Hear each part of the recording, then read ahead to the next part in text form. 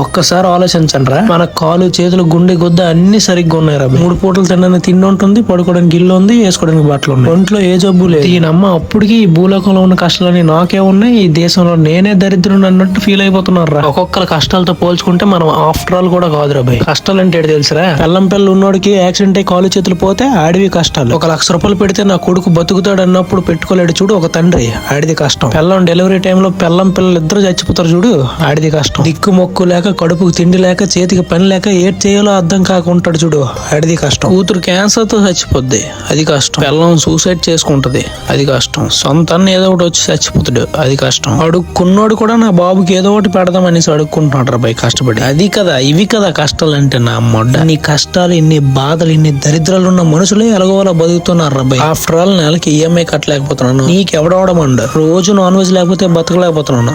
ఏం వెజ్ ఉంటే తినలేవా? రోజు దీనమ్మ ఏదో గొడవ, అమ్మ కొట్టింది ఇల్లు వదిలేసి వెళ్ళిపోతున్నావు, అయ్యి తిట్టాడు ఊరు వదిలేసి పారిపోతా, లవ్ వదిలేసి చచ్చిపోతున్నావు, నాకు చదువు రావట్లేదు బతికి వేస్ట్. ఎన్నో చిల్లరపు కారణాలు రా భయ్. ఒక్కటి కూడా మనం బాధపడడానికి వర్త్ కాదు. ఇంతమంది అంత కష్టాలు పడుతూ వాళ్ళు బతికి కూడా ఉపయోగం లేకపోయినా కష్టపడి బతుకుతున్నారు రా భయ్. దీనమ్మ మనకండి ఉండి మనం భయపడుతున్నాం. ఎవడు తోపు ఎవడు తురం, ప్రతి ఒక్కడు మనిషే. వాడు చేసిన ప్రతిదీ మనం చేయగలం. ఏది అడ్డొచ్చినా దెంగకుండా బతుకుతాం. మనం అనుకున్నది మనం సాధిద్దాం. అంతవరకు ఏడుస్తూ బాధపడుతూ కుమిలిపోవచ్చు. చచ్చేంత వరకు ఎంజాయ్ చేద్దాం, నవ్వుతూ బతుకుతాం.